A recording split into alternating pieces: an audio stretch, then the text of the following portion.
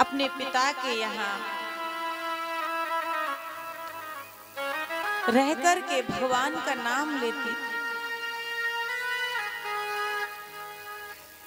एक दिन पिता ने सोचा मेरी बेटी विवाह लायक हो गई है तो विवाह कर देना चाहिए, और बिटिया सयानी हो जाए ना तो माता पिता को अपनी बेटी के लिए एक योग्य वर ढूंढना चाहिए। क्यों? क्योंकि बेटियां जो होती हैं माता पिता की लाज होती है, माता पिता का सिर ऊंचा करने वाली होती हैं। हर बेटी को अपने उस माता पिता की हमेशा गरिमा बढ़ाना चाहिए। उसकी अपने माता पिता को भूल कर किसी और के साथ भाग जाती हैं। क्या याद नहीं आता तुमको उस माता पिता ने कितनी गरीबी में तुमको पाला? क्या याद नहीं आता वो दिन कि भूखा रह करके भी तुम्हें भोजन कराया? याद नहीं आता वो दिन तुम्हें स्कूल भेजने के लिए पैसे नहीं होते थे, वो कहीं से मांग कर अपनी बेटी को पढ़ाता, और क्षण भर के प्रेम के कारण वो अपने माता पिता को इस तरह से त्याग कर चली जाती हैं। मैं कहना चाहूंगी उन बेटियों के लिए जिस माता पिता ने, जिस माँ ने तुम्हें 9 माह गर्भ में रखा, पढ़ाया लिखाया, उस माता पिता के विषय में एक बार सोचना जरूर है।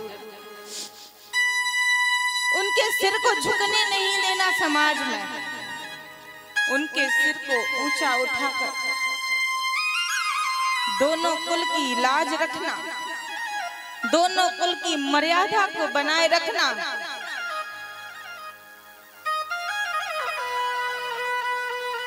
क्योंकि बेटियां मात्र बेटियां ही नहीं होती हैं,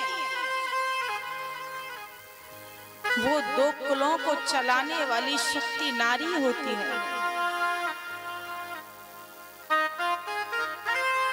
एक गांव में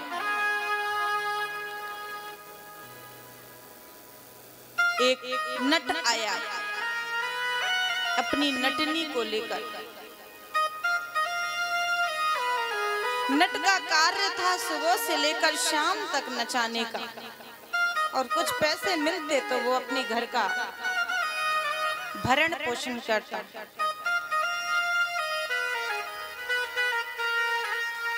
नट नचाता रहा और उसके पैर लड़खड़ाने लगे तो महाराज नट ने एक शब्द कहा, बहुत गई थोड़ी रही थोड़ी में भी आद, और ताल भंग मत होए कामनी कुल में दाग लगे।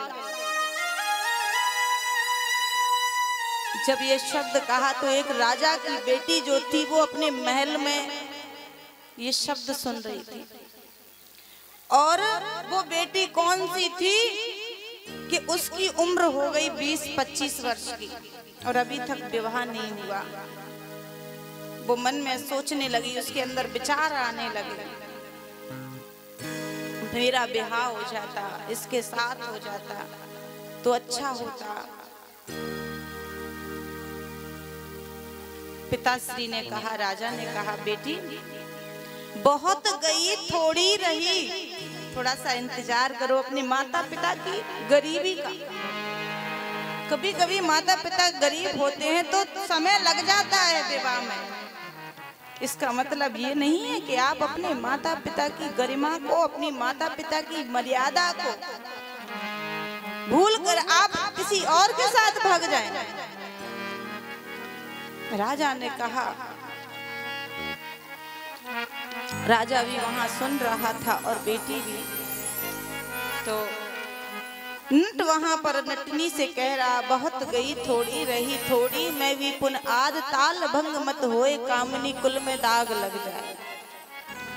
इस बात को उस बेटी ने सुना तो उस बेटी के मन में विचार आया, नाना मैं जो कदम उठाने जा रही थी वो गलत था।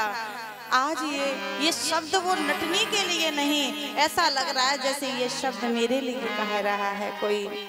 उसने वहां अपने कदमों को रोका।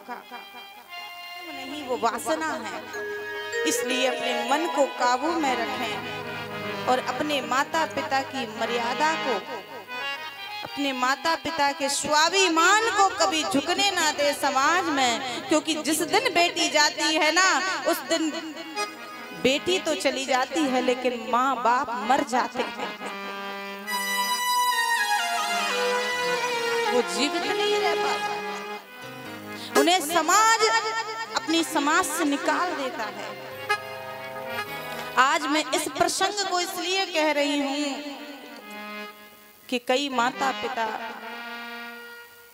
अपने दुख को जब बताते हैं ना, तो हम इस संदेश को सारे देश में देते हैं।